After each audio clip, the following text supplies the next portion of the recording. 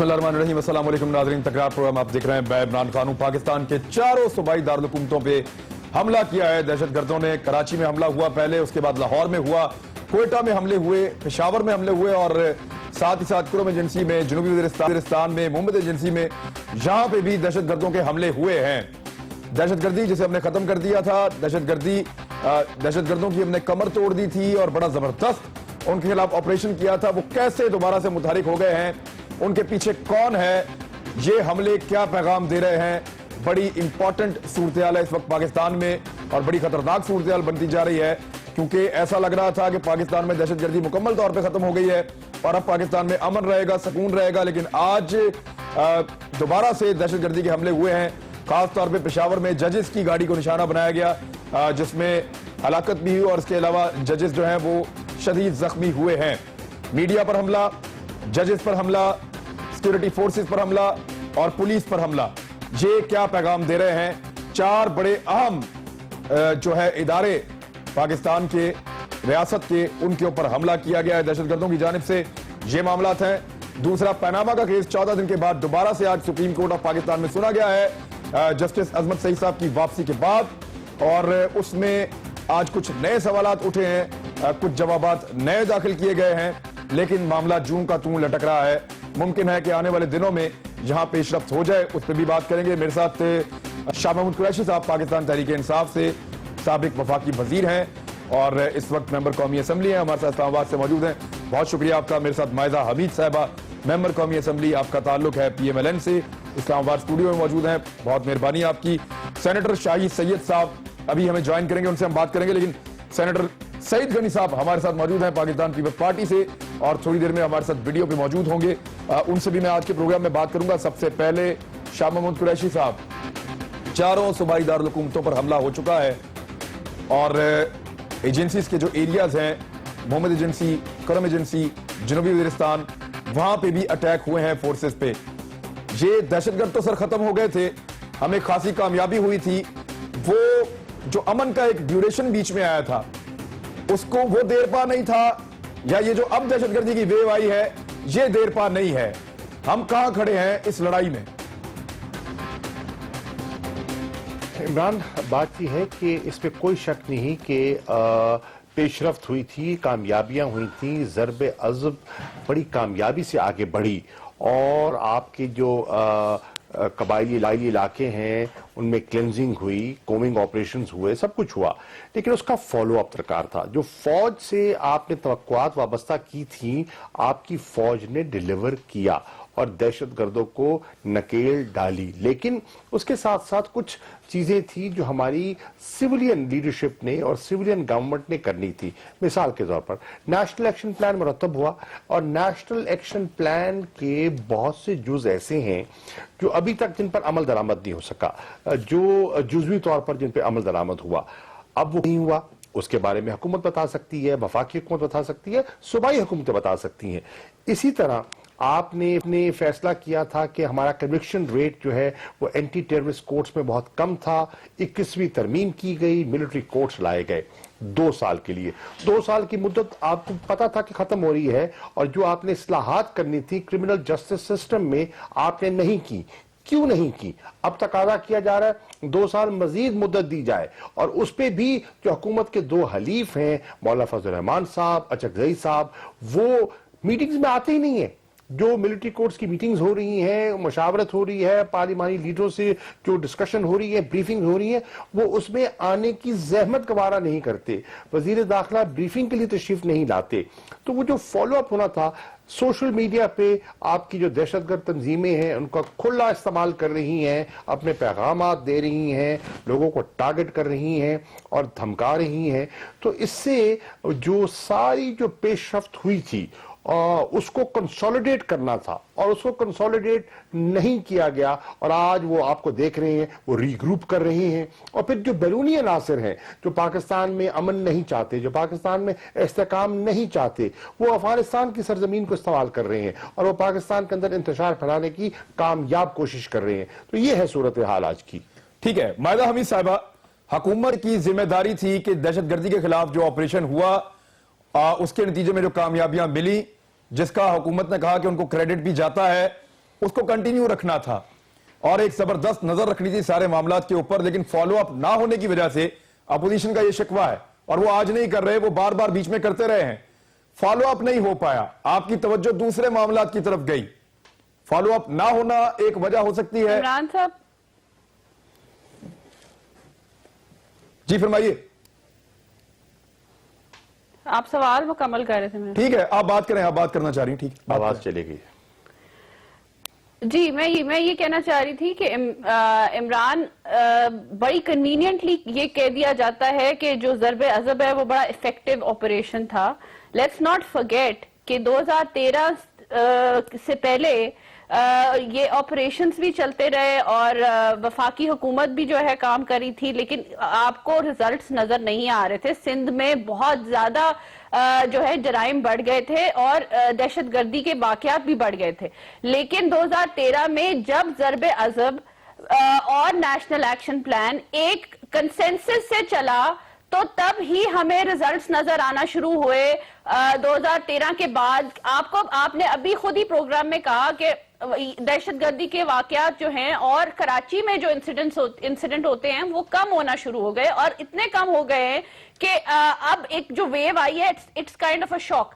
तो मैं ये समझती हूँ कि क्रेडिट देना चाहिए ज़रबे अज़ब वालों को भी, नेशनल एक्शन प्लान में जो सारी सियासी क़यादत शामिल थी, और प्रोविंसेस को भी जिन्होंने इफेक्टिवली इसको इम्प्लीमेंट किया, जहां नहीं किया वहां उनको क्रिटिसाइज भी करना चाहिए। दूसरी बात यह है कि देखिए हमारा ध्यान, प्राइम मिनिस्टर नवाज शरीफ का ध्यान तो इसी सिक्योरिटी इश्यूज पे है, पाकिस्तान के इन्वेस्टमेंट इश्यूज पे है, पाकिस्तान की डेवलपमेंट पे है। हमने उस पे से ध्यान बिल्कुल खत्म नहीं किया। हम अभी भी उस डेवलपमेंट एजेंडा पे कंसंट्रेट करें, इसीलिए आम आदमी अभी भी पीएमएलएन को वोट देता है। तीसरी बात यह कि देखें, जहां तक ये कहा जाता है पीटीआई के मेंबर्स की तरफ से कि कमेटी में जो है इनका इंटरेस्ट नहीं है, मैं माजरत के साथ ये कहूंगी कि क्या नेशनल असेंबली में पीटीआई के अरकान का कोई इंटरेस्ट है या उनका सिर्फ इंटरेस्ट जो है सुप्रीम कोर्ट के पनामा केस तक ही है? ठीक है, इसका जवाब शायद ले लेंगे। कोरम तो पूरा ये नहीं कर पाते, हम असेंबली में ना हो तो कोरम नहीं पूरा होता। एट द कॉस्ट ऑफ, मैं इंटरप्ट कर रही हूँ, लेकिन आप अगर रिकॉर्ड निकाल के देख लें तो आप ये भी देखेंगे कि असेंबली में पीटीआई के मेंबरान की हाजिरी कितनी है और सुप्रीम कोर्ट में कितनी है। आप वैसे मियां नवाज शरीफ साहब और शहबाज शरीफ साहब की हाजिरी भी निकला के देखेंगे, उनकी सूबाई और वफाकी उनकी जो वहां पे मेंबरशिप है उनके पास, उसमें उनकी हाजिरियां कितनी। सही गनी साहब, सिंध में अभी तो हम बात कर रहे हैं नेशनल एक्शन प्लान की और ज़रबे अज़ब की, वो तो पार्लियामेंट में डिसाइड होना है ना, तो फिर ऑपोजिशन को तो पार्लियामेंट में होना चाहिए। पहले हुकूमत तो आ जाए ना मैडम, पार्लियामेंट में फिर अपोजिशन भी आ जाएगी। मैं सईद गनी साहब, सिंध का उन्होंने स्पेसिफिकली कहा कि सिंध के हालात बहुत खराब थे और हमारे आने के बाद, उसकी वजह से पूरे मुल्क में वेव थी, हमारे आने के बाद हमने कंट्रोल किया है। ये कंट्रोल हमने किया, हमें कुछ अरसा ऐसा लगा मुल्क अमन की तरफ जा रहा है, लेकिन ये लहर, इसके लिए रिस्पॉन्सिबल कौन? सईद गनी साहब, सईद गनी साहब को मेरी आवाज आ रही है इस वक्त? जी फरमाइए। हेलो जी फरमाइए। हेलो जी फरमाइए। आवाज आ रही है मेरी? जी बिल्कुल आ रही है, फरमाइए। मैं ये कह रहा हूं कि देखें, इस वक्त तो बहस कुछ और होनी चाहिए थी, लेकिन अगर कोई ये कहता है कि जी इनकी हुकूमत को क्रेडिट जाता है तो फिर मेरा ख्याल है हकायक हमें लोगों के सामने रखने चाहिए। ये 2013 की जब बात कर रही हैं तो ये जहन में रखें कि 2012 में चौधरी निसार अली खान ने भी और नवाज शरीफ साहब ने भी, जब पीपल्स पार्टी ने ये सोचा कि शुमाली वजीरिस्तान में ऑपरेशन होना चाहिए, तो इन्होंने खुलकर उसकी मुखालफत की, प्रेस कॉन्फ्रेंस की और ये कहा कि ये ऑपरेशन हम नहीं होने देंगे। ये उस वक्त इन ऑपरेशन के खिलाफ थे और पीटीआई भी इन ऑपरेशन के खिलाफ थी। तो पीपल्स पार्टी ने 2008 से लेके 13 तक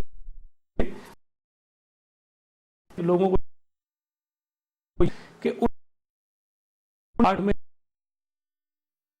स्टेट पार्टी, तो हम ले चुके इलाका रह गया था, शुमाली की मुखालिफ नहीं हो सकता।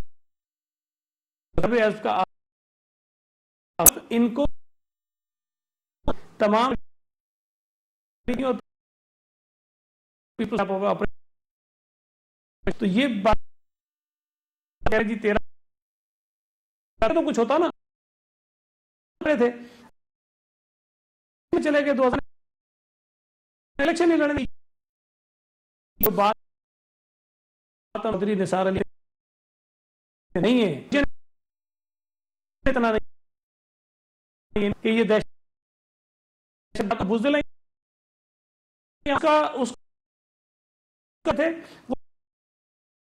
कोयटा कमीशन ने वही बातें नहीं चाहते, आप चाहते हैं कामयाब इस हुकूमत करना होगा, नीयत के साथ देखना चाहते हैं, वो कोई और ऑपरेशन है, इनको उसको और इलाके में भी पड़ा में सिंध में या करार थे, उस पर बेहतरी आ गई, हमने वो भी दे मुल्क में, इस मुल्क के लोग शिकार हो रहे हैं और दहशत में तकलीफ किसी को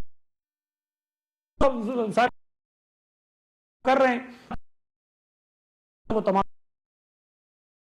हमें ये इतनी कामयाबी आने दी, कौन सी वजूदों में इतनी सख्त, लाहौर जैसी और लाहौर को हमने जाकर दिन दिहाड़े हमें सोचते हैं इस पे फेलियर है, उसको आइडेंटिफाई करके कोई तो अकाउंटेबल होगा। एक मामला और है, अभी पनामा में एक नया मोड़ आ जाए, अभी मियां साहब के खानदान के बारे में कोई नई खबर आ जाए तो अनुषा रहमान साहबा और मरियम औरंगजेब साहबा एक प्रेस कॉन्फ्रेंस आते है गर्द इस पे और ना ही हमें कोई डर के ऊपर बात की, सोशल मीडिया का इस्तेमाल करने के लिए एक ब्रेक के बाद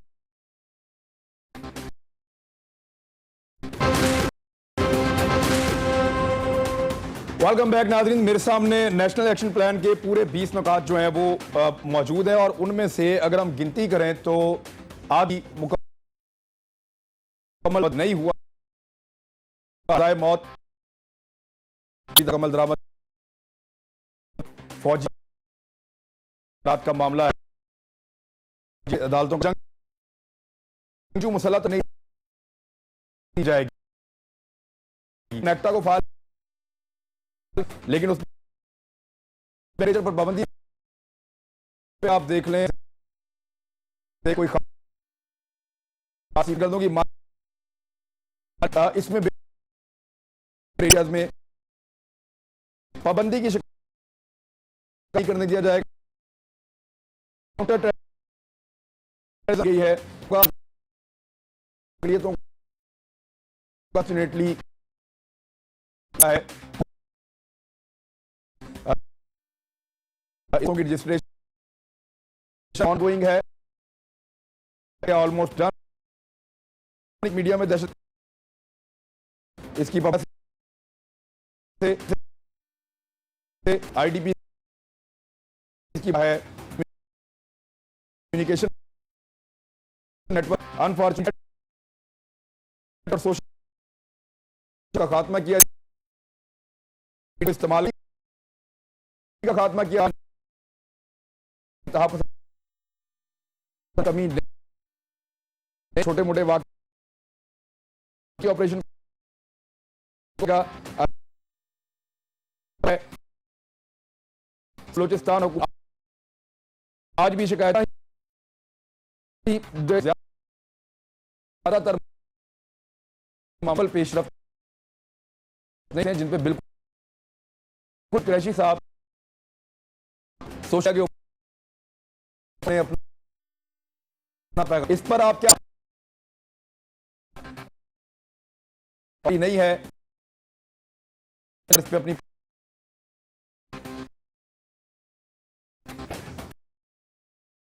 है वो देख रहे हैं, वो लोग कारी हो जाए फौरन जो है वो हरकत में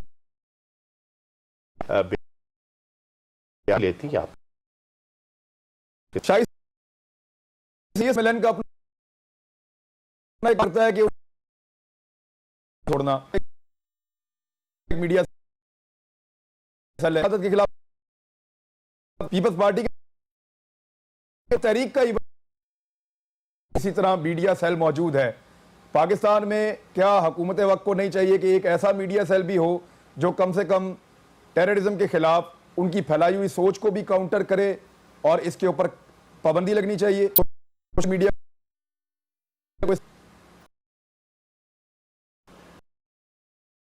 आपका शुक्रिया। देखो मतलब फिर जो हम आप अच्छा है ना, अच्छा है ख्वाह खराब है सिर्फ सियासी ज़रब के 80% चाहिए जो आसान को हाजिर को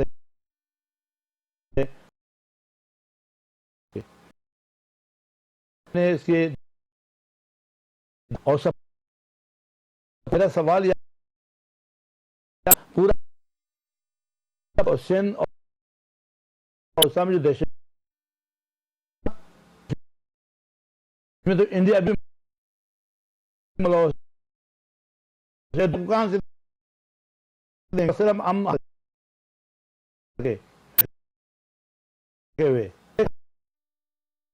हकीमुल का पता जाए रूहानी आप 30 दिया जाए इंश्योरेंस पॉलिसी के तौर पे। इसी तरीके से जब 2013 इलेक्शन से पहले हमारे मरकज़ी सदर असफर नियाज़ वली ने बोला कि हम समझ रहे कि इलेक्शन फ़खरू भाई कर रहा है, वो तो हकीमुल्लाह मसूद कर रहा है। मेरे ऊपर पाकिस्तान की ये 4 पार्टियां जो बड़ी पार्टियां थी इन्होंने कभी एहतजाज किया कि नहीं हमारे जो इतिहाद जो हमारे साथ इलेक्शन लड़ने वाला है उनका हाथ खुला छोड़े, उनको लेवल प्लेइंग ग्राउंड है। हम इलेक्शन नहीं लड़ेंगे जब तक एनपी पीपल पार्टी और एमक्यूएम को लेवल प्लेइंग ग्राउंड न मिले। जिस दिन धमाका हुआ तो इलेक्शन वाले दिन सुबह 9:20 पे 11 मई की बात बता रहा हूँ कराची में, तो वहां पे 17 लाशें मैंने जना अस्पताल के बाहर रखी है। मैं आपके तवज्जो से चैलेंज करता हूँ पूरा मीडिया को कि मुझे कोई फोटेज उसका एक तस्वीर दिखा ले जो 17 लाशें मैंने खुद अपने हाथों से अंदर की थी वो मुर्दाखाने में, क्योंकि गर्मी धूप में पड़े हुए थे। आखिर मेरे जब लोग मरे किसी ने ना फोटेज दी, ना मीडिया ने तवज्जो दिया, न सियासतदानों ने तवज्जो दिया। मैं मरता रहा। हमसे सबसे फौज के बाद अगर सबसे ज्यादा शहादतें की लिस्ट आएगी सिविल में तो हमारी पार्टी की आएगी। हमें किसी ने दाद रसी दी, बल्कि हम पे तो इल्जाम लगाया और हम पे ये बल्कि इंडिया का एजेंट है। मैं अगर इंडिया का एजेंट हूं तो इंडिया मुझे मार रहा है, कोई अपने एजेंट को मारता है। ये जो मुनाफिकाना रवैया है, जो मुनाफिकाना बातें हैं, ये जो सियासत हर बात में गड़गड़ में घुसा हुआ है, हमने खुदा को कभी जाना है कि अल्लाह हमारे साथ क्या करेगा? हमने जो बयानात दिए हुए इल्जामात लगा के लोगों को काफिर का फितवा 2 मिनट में लगा लेते हो, तो उनसे पूछा जाए ना कि हकीमुल्लाह को क्यों शहीद कराते हो? किस बंदे ने पार्लियामेंट में कहा था कि उसके लिए दुआ करे कि शहीद है उसके लिए दुआ करे? जो लोग इस जैन के पार्लियामेंट में बैठे हुए, जो आपके इदारे के मोतज़र इदारे कह दे कि लोग राह के लिए काम कर रहे हैं और एमक्यूएम राह के लिए काम कर रहे हैं, वो फिर पार्लियामेंट में क्यों है? सईद गनी साहब, अब अगर ये झूठ है तो इदारे ऐसे झूठ इल्जामात लघु क्यों लगाते हैं? सबसे पहले एनपी पे लगाया था कि गद्दार है। ठीक है सईद गनी साहब, ये दोहरा म्यार है राह के लिए काम कर रहे हैं, और तो साथ ही साथ क्या कर रहा है? अधूरा नेशनल एक्शन प्लान है। अपने एक क्या ये वे फॉरवर्ड है दहशतगर्दी से निपटने का? और अगर कोई रिस्पॉन्सिबल है तो अकाउंटेबल कैसे करेंगे? इमरान देखें, बदकिस्मती की बात यह है कि मेरी सोच है, लोग इख्तलाफ करेंगे और यकीनी तौर पर करेंगे इससे, कि अभी तक हम तमाम सियासी जमातों ने शायद इस दहशतगर्दी के मसले को कौमी मसला समझा ही नहीं है। हम बातें कर लेते हैं, जब अमली तौर पर इस दहशतगर्दी के मसले को किसी तरह फेस करने की बात आती है, इससे निपटने की बात आती है, उस वक्त फिर कहीं किसी को अगर लग जाती है, किसी को मगर लग जाती है, कोई और तावीलें पेश करना शुरू कर देता है। जब तक आप इस मसले को कौमी मसला समझ के नहीं मुंह देंगे, ये मसला हल नहीं होगा। शाही सईद साहब ने बिल्कुल दुरुस्त कहा कि जब पीपल्स पार्टी के लोग मर रहे हों, एएनपी के लोग मर रहे हों, या बेचारे और बेगुनाह पाकिस्तानी मर रहे हों, तो कुछ जमातों के रहनुमा सिर्फ इस बात पे मुतमईन हो कि शुक्र है कि हमारी तरफ वो नहीं आ रहे हैं। ये रवैये नहीं चलेंगे और वो एक एक करके सबको मारेंगे। देखिए उन्होंने तो जी उन्होंने तकरीर की थी, स्टेटमेंट नहीं था, तकरीर करते हुए कहा था। अब बात यह है कि जो मजहबी रहनुमा थे जिनके मुतालिक ये राय थी कि जनाब वो शायद इनके लिए ज्यादा हमदर्द हैं, उन पर भी तो हमले हुए ना। वो जमातें जो ये समझती थी कि जी हमें ये कुछ नहीं करेंगे, उनके वजीर दाखिला को भी तो पंजाब में शहीद किया ना उन्होंने, छोड़ा तो किसी को नहीं है। वो एक एक करके सबको बराबर करते जा रहे हैं, अपनी अपनी रिट जो है वो कायम करने की कोशिश कर रहे हैं। लेकिन हम जो हैं शायद ये सोच करके नहीं जी चूंकि अभी वो दूसरों पे लगे हुए तो हमारी जान बची हुई, हम चुप रहें, इस तरह चलेगा नहीं। अभी आपने कहा जी वजीर जो इत्तलात हैं वो कुछ नहीं करते, जो आईटी की मिनिस्टर है वो कुछ नहीं करती। ओ भाई उनका नंबर तो बाद में आता है, वजीर दाखिला किधर है आपका?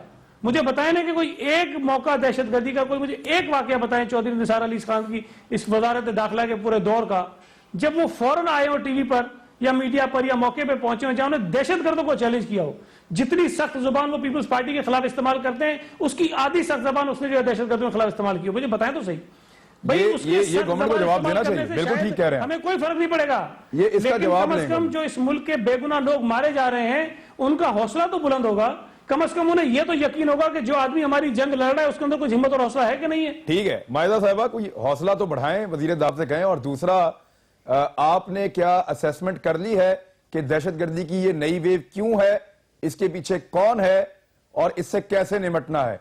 इसकी कोई असेसमेंट, कौम को कोई होप दें। इमरान साहब, सबसे पहली बात तो ये कि जो नेक्टा एक इदारा है जो नेशनल एक्शन प्लान के अंडर काम करता है, उन्होंने ही पहले वार्निंग जो है इशू की। जो पंजाब में इंसिडेंट हुआ या केपीके में इंसिडेंट हुआ, तो अभी एक बात की जा रही थी कि सियासी लीडरशिप को इकट्ठा होकर बैठ के जो है इसको कौमी मसला समझ के जो है ये इशू को रिजॉल्व करना चाहिए। तो ये तो वजीर आजम की क़यादत के नीचे पहले ही हो रहा था। एपीएस का जब अटैक हुआ उसके बाद नेशनल एक्शन प्लान को जो है सारों की कंसेंट, सारी पॉलिटिकल पार्टीज के साथ, सारे प्रोविंसेस के साथ कोऑर्डिनेशन करने वाले कौन थे? इंटीरियर मिनिस्टर थे और प्राइम मिनिस्टर ही थे ना। तो मैं ये कहना चाहती हूँ कि 2013 में जो पॉलिटिकल लीडरशिप है जो अभी क्रिटिसाइज कर रही है नून की हुकूमत को, वो तो बाहर ही नहीं निकल सकती थी। ये सिचुएशन थी, इलेक्शन की कैंपेन ही नहीं कर सकती थी। क्या ये नून का फॉल्ट था? ये हुकूमत का फॉल्ट था, पिछली हुकूमत का फॉल्ट था ना कि सिचुएशन इतनी वर्स हो गई थी कि इनके अपने कैंडिडेट्स नहीं निकल सकते थे कैंपेनिंग के लिए।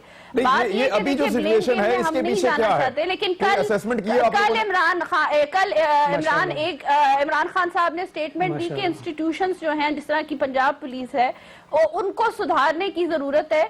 तो वही इंस्टीट्यूशंस है ना जो आज दीवार बन के खड़ी हुई हैं आपके लोगों के दरमियान में, और वो जो है प्रोटेक्शन प्रोवाइड कर रही हैं और उन्होंने शहादतें दी हैं। तो उनको जो है कमेंट करना चाहिए था या उनको कंडेम करना चाहिए था?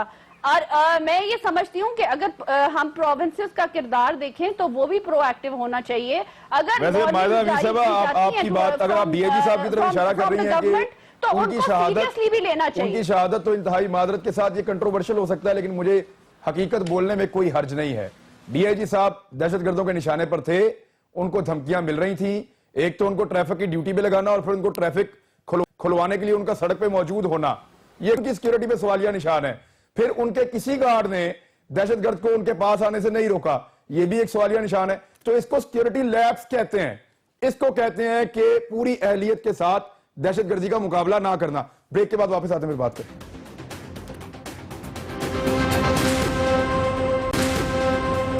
वेलकम बैक नाज़रीन। आज 14 दिन के बाद पनामा केस की दोबारा समाअत हुई है और उसमें जो इंपॉर्टेंट है एक दो चीजें वो मैं आपके सामने रखता हूं। शाह मोहम्मद कुरैशी साहब पहले आप इस पर रिस्पॉन्ड कीजिएगा।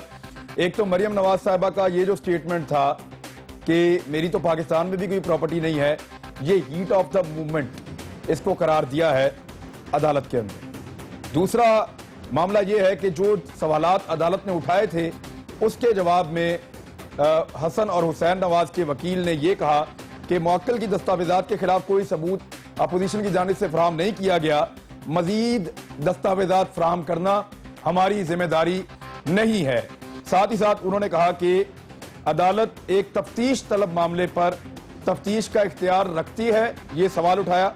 और फिर उनका मार्शल लॉ के दौर में ये भी बीच में नुक्ता आया कि वो रिकॉर्ड जो था वो कहीं गायब कर दिया गया या उसको उठा लिया गया। तो ये रीजंस आज सुप्रीम कोर्ट में पीएमएलएन ने दिए हैं। आपको क्या लगता है कि इन जो नए नुक्ते हैं इनके जवाब मौजूद है आपकी जमात के पास? इमरान, जो चीज़ इनको सूट करती है वो ये कहते हैं और सिलेक्टिव बात करते हैं। जो दस्तावेज देना चाहते हैं वो दे देते हैं, और जो इनकी कमजोरी होती है उसके बारे में कहते हैं कि जी ये तो रिकॉर्ड ही खो गया, एग्जाइल में थे, फौजियों ने आके मार्शल लॉ के दौर में, मुशर्रफ के दौर में सब कुछ उठा लिया। जो डॉक्यूमेंट्स पाकिस्तान में दरकार होते हैं, यहाँ से दस्तयाब हो जाते हैं, उनका आप जितने सवाल उठाएं नए डॉक्यूमेंट तैयार आप वहां पेश कर दिए जाते हैं। और जो बाहर से कोई डॉक्यूमेंट है और बाहर से लाना है उसका जवाब नहीं है। देखिए आज इनके वकील ने क्या किया, इनके वकील ने आज 8 नए सवालात किए, और उसके पीछे एक मकसद क्या था? मकसद ये था अदालत को ये बावर कराना कि आपकी जो आपके इख्तियारात हैं ना वो महदूद हैं। वो अदालत की इंक्वायरी के स्कोप को लिमिट करना चाह रहे थे। आज फिर एक तरीके से वो जुरिस्डिक्शन को चैलेंज करने की कोशिश कर रहे थे। फिर उन्होंने अपने मुंह से एडमिट किया, इनफैक्ट उन्होंने नवाज शरीफ साहब का जो असेंबली का स्टेटमेंट था उसकी नफी की। उन्होंने कहा कि नवाज शरीफ साहब ने फरमाया कि मेरे पास पूरे मुकम्मल दस्तावेजी सबूत मौजूद है और हम अदालत में पेश करने को तैयार हैं। आज उनके वकील वहां अदालत में उन्होंने एतराफ किया कि हमारे पास बहुत से गैप्स हैं और वो गैप्स हम फिल नहीं कर सकते, हमारे पास दस्तावेज नहीं है, क्योंकि 40 साल पुरानी बात है और 40 साल का रिकॉर्ड कौन मेंटेन कर सकता है और बड़ा मुश्किल है। तो उन्होंने बहुत सी चीजों का एतराफ किया कि हम जवाब नहीं दे सकते, और वो फरार तलाश करने की कोशिश कर रहे हैं। अब हत्ता के वो जज ने कहा कि देखिए बड़ी सिंपल बात है, आप हुसैन नवाज शरीफ साहब जो मालिक हैं उनका बेनिफिशियल ओनर का आपको सबूत दे दें तो मामला आसान हो जाएंगे। ठीक है, लेकिन नहीं दे पाए।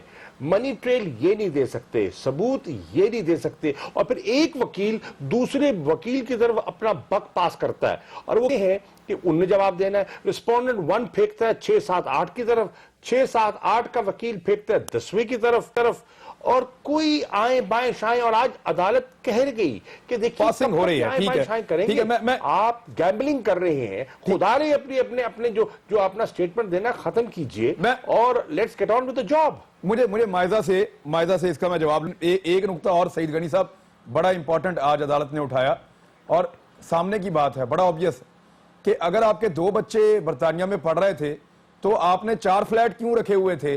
आपने तो बच्चों की जरूरत के लिए लिए थे। तो ये भी सर बड़ा इंपॉर्टेंट क्वेश्चन है, यानी कुछ चीजें जो हैं वो कॉमन सेंस की हैं।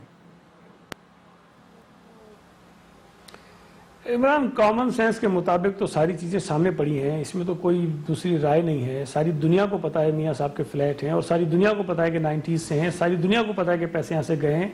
सिर्फ बात यह है कि अब अदालत के सामने वो कौन सी चीजें आएंगी जिसकी बुनियाद पर ये सारी चीजें हमें पता है वो उस पर अदालत कोई फैसला कर सके। सिर्फ ये फर्क है ना, इसमें तो कोई शुबा नहीं। हर चीज को मैं समझ, जजेस को भी पता है, वकीलों को पता है, नून लीग के लोगों को पता है, हमें पता है, आपको पता है, सारी चीजें पता है।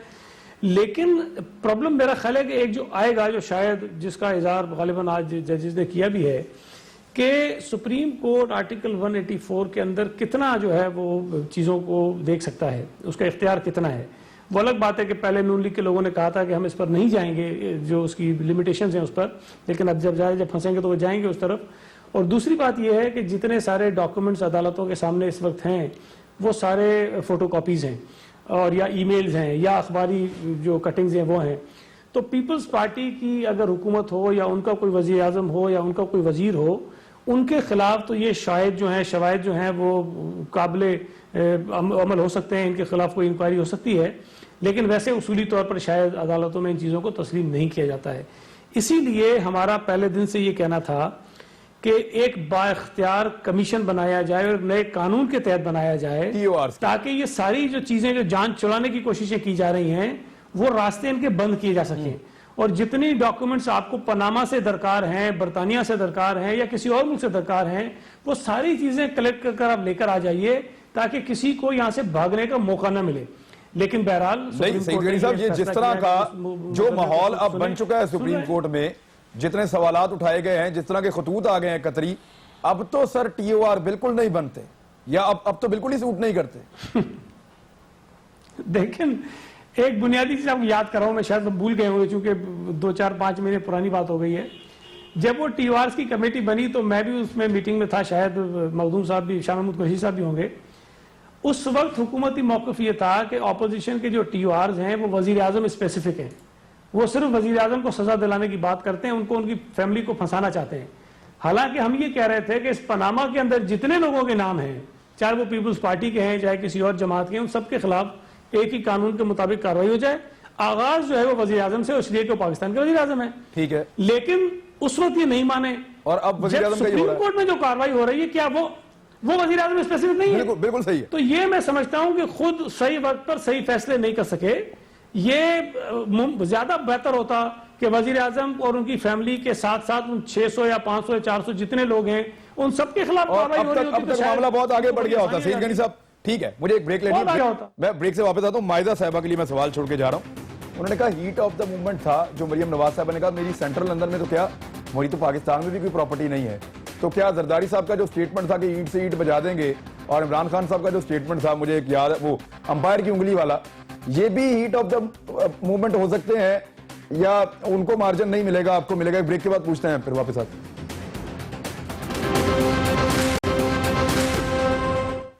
वेलकम बैक नाज़रीन। मायदा अमीर साहबा, ये मान भी लिया जाए कि मरियम नवाज साहबा से हीट ऑफ द मूवमेंट में फैक्चुअल मिस्टेक हुई है जो नॉर्मली नहीं होती इस लेवल के ऊपर, कि उनको अपनी प्रॉपर्टीज भी भूल गई उस वक्त, तो ये मार्जिन क्या बाकी लोगों को भी नहीं मिलना चाहिए? और क्या ये जान छुड़ाने का एक आसान तरीका है कि हीट ऑफ द मूवमेंट, कल प्राइम मिनिस्टर कहेंगे जी मैं भी इसी तरह बोल गया था? इमरान, पहली बात तो ये है कि जो हीट ऑफ द मोमेंट की बात की गई वकील की तरफ से, वो इसलिए की गई, उसका कॉन्टेक्स्ट देखें कि जब वो प्रोग्राम चल रहा था उसके अंदर लिस्ट ऑफ प्रॉपर्टीज दी गई थी, लहराई गई थी, बल्कि जो लहराने की आदत है एक पार्टी को जो इल्जाम लगाती है, तो उस वैसे निकली वही प्रॉपर्टीज है बाद में। आप देखें उसकी लिस्ट निकाल के देखें तो उसके अंदर कोई ऐसी प्रॉपर्टी नहीं है जो मरियम नवाज शरीफ साहिबा ओन करती हैं। तो आप अगर इस तरह का इल्जाम लगाएंगे तो फोन करके कोई एट दैट टाइम कहे और डिनाई करे कि वो प्रॉपर्टीज, वो पर्टिकुलर प्रॉपर्टीज, वो जो लिस्ट डाउन प्रॉपर्टीज थी वो उनके नाम नहीं है, तो ये गलत बात तो नहीं होगी या ना ये कोई झूठ होगा। लेकिन मेरी पाकिस्तान में भी कोई प्रॉपर्टी नहीं है और मेरे बहन भाइयों की भी लंदन में कोई प्रॉपर्टी नहीं है। भी इमरान साहब उनके नाम थी, उनके ऊपर वो टैक्स भी पे कर रही हैं और वो लीगली जो है उनकी है, तो उस पर तो कोई सवाल नहीं उठाया जा सकता। हाँ, अलबत्ता ये बात जरूर है कि यहाँ पे सिर्फ पॉलिटिक्स हो रही है एक इतने बड़े फोरम पे जहाँ पे ये इमरान खान साहब वाली पार्टी जो है सबूत नहीं फराहम करती। और अगर आप डबल स्टैंडर्ड्स की बात करें तो डबल स्टैंडर्ड्स तो फिर आप अक्रॉस द स्ट्रीट देख ले, जो इलेक्शन कमीशन में हो रहा है वहां पे इस्तिस्ना भी मांगी जा रही है, वहां पे जो है मेंटेनेबिलिटी भी मांगी जा रही है, वहां पे ये भी इलेक्शन कमीशन। शाह साहब क्विकली रिस्पॉन्ड कर दें, मैंने शाही से बड़ा इंपॉर्टेंट क्वेश्चन पूछना है मैंने। तो ये तो दोहरा मेयार है, मैं समझती हूँ। और जो सबूतों की बार बार बात की जाती है, जिस तरह हमें कहा जा रहा है जी शाह महमूद कुरैशी साहब, सबूत बटन फिर आप पे डालती है हुकूमत, और जो डॉक्यूमेंट्स हमने प्रोवाइड किए हैं वो नोटराइज्ड है। आ नहीं रहा है ना कि क्या बोले हम जी, वो नोटराइज्ड भी है और वो बाहर के ममालिक के डॉक्यूमेंट्स हैं, वो कोई ईमेल्स नहीं है जिनको डाउनलोड करके हम और एक मजाक बने। जी शाह साहब, आप सवाल दोहरा दें, मुझे सुनाई नहीं दिया। शाह साहब इस पे रिस्पॉन्ड कर दें। आप सबूत का बर्डन आप पर डालते हैं बार बार हुकूमती देखिए आज आकाश आप अदालत में होते, अगर आप अदालत में होते और सलमान अकरम राजा साहब की गुफ्तगू सुनते और जजेस की जो ऑब्जर्वेशंस हैं वो खुद सुनते, तो आपको अंदाजा होता कि सबूत किनके पास नहीं है। बदकिस्मती थे, सबूत इनके पास नहीं है, ये कुछ कह नहीं सक रहे। ये रोज कहानी का रुख तब्दील करते हैं, रोज उसका जाविया तब्दील करते हैं, इसलिए कि कहानी बन नहीं पा रही। एक खतरे खत आता है, दूसरा कतरी खत आता है, फिर और की बात ना करें ना, हमने तो बीवीआई के एक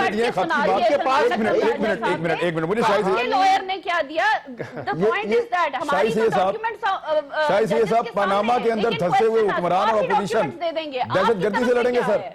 मुसलसल बढ़ते जाएंगे, मुसलसल बनाते जाएंगे। फैक्ट्री लगी हुई है, मैन्युफैक्चर हो रहे हैं डॉक्यूमेंट्स पाकिस्तान के अंदर। सिर्फ एक